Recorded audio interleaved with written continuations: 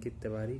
जैसा कि आप सभी जानते हैं कि श्री मैथिली शरण गुप्ता जी, जो कि farmer DGP police reform Madhya Pradesh प्रशासनिक अधिकारी ने, जिन्होंने ये बीड़ा उठाया है भारत को अपराध मुक्त बनाने का, तो मैं उनका हृदय से आभार व्यक्त करता हूँ।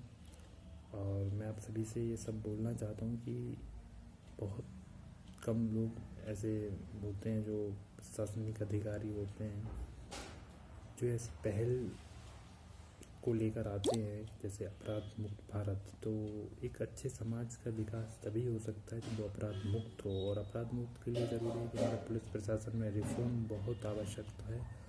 रिफॉर्म के अलावा हमें जागरूक होना पड़ेगा, और जागरूक होने के लिए हमें सहयोग पहला हम सबको मिलकर इसके बीड़ा उठाना पड़ेगा, और हम सब मिलकर सहयोग करें। आपसे यही निवेदन है, आप सब आइए, मिलकर हम इसको एक समूह पहल बनाएं।